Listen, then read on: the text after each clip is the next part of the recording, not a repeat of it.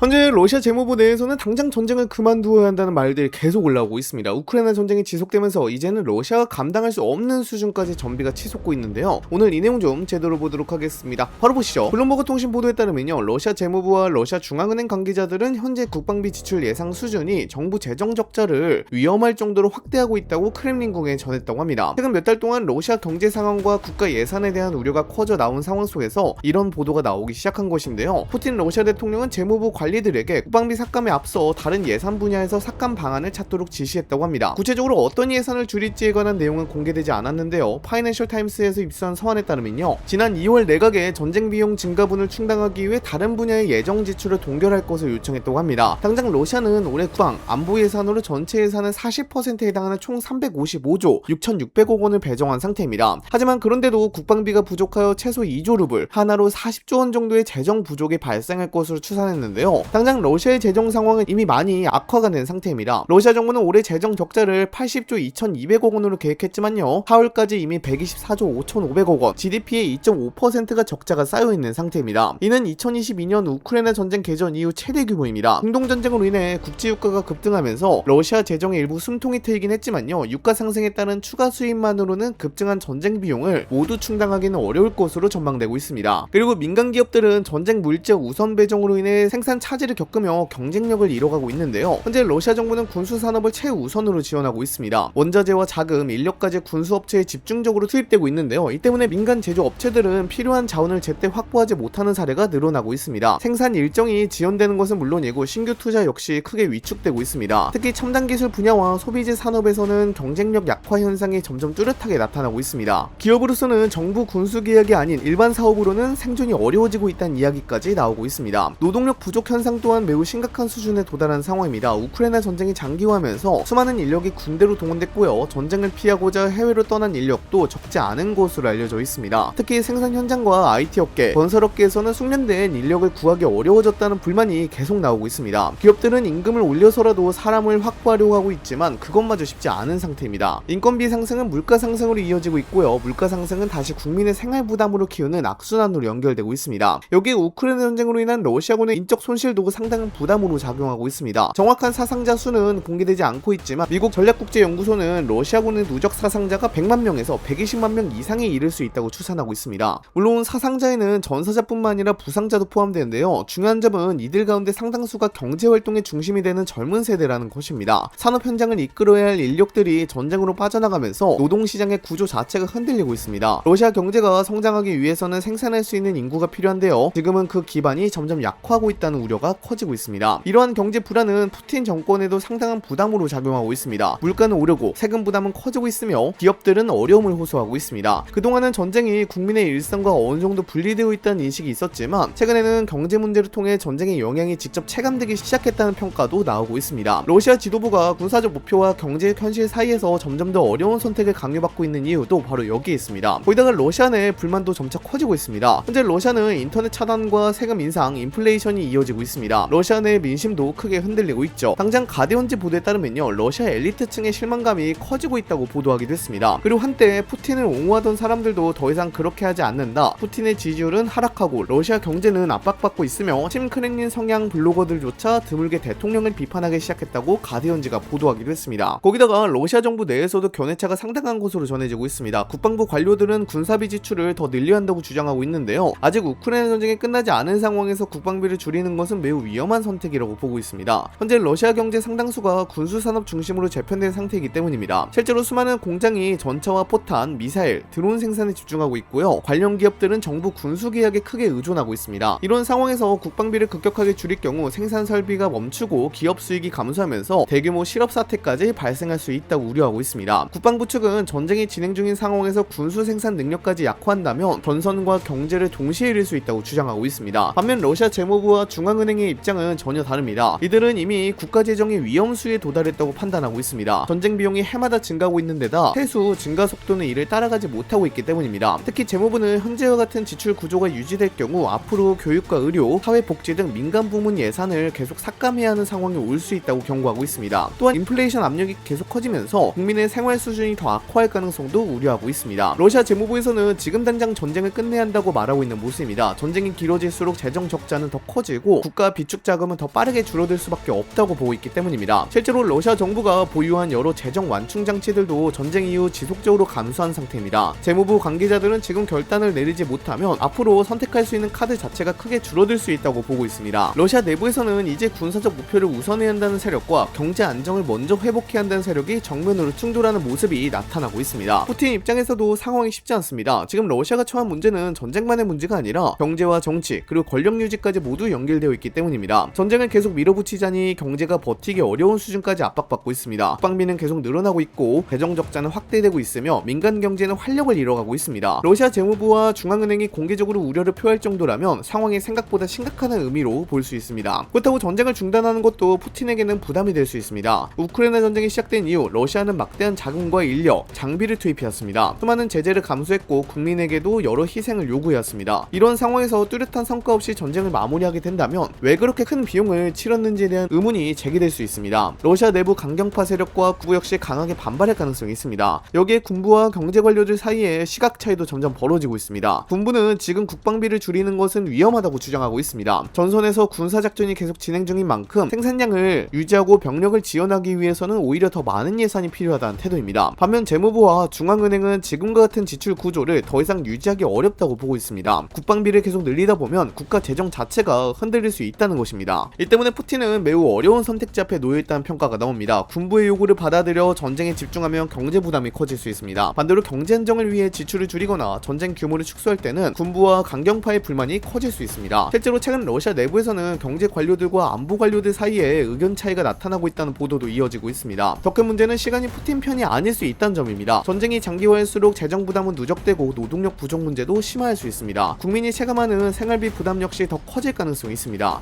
지금까지는 강력한 통제와 국가 선전 체계를 통해 내부 불만을 관리해왔지만 경제 상황이 계속 악화한다면 그 부담 역시 점점 커질 수밖에 없습니다. 현재 푸틴은 군사적 목표와 경제적 현실 사이에서 가장 어려운 선택을 강요받고 있다고 볼 수 있습니다. 그렇다고 해서 전쟁 상황이 러시아에 유리하게 흘러가고 있는 것도 아닙니다. 러시아군은 현재도 여러 전선에서 공세를 이어가고 있지만 전쟁을 단기간에 끝낼 수 있는 결정적인 돌파구를 만들어내지 못하고 있습니다. 일부 지역에서는 점진적인 진격은 이루어지고 있지만 그 과정에서 상당한 병력과 장비를 소모하고 있다는 평가도 나오고 있습니다. 전선이 길게 굳어지면서 러시아 역시 막대한 비용을 계속 부담해야 하는 상황입니다. 반면 우크라이나는 전쟁 초기와 비교해 전투 방식이 크게 변화했습니다. 드론과 무인 차량, 각종 무인 전투 체계를 적극적으로 활용하면서 병력 손실을 최소화하려는 움직임을 보이고 있는데요. 특히 정찰 드론과 자폭 드론은 러시아군의 장비와 병력을 공격하는 데 중요한 역할을 하고 있습니다. 최근에는 지상 무인 차량과 원격 조종 장비의 활용 범위도 확대되고 있는 것으로 알려졌습니다.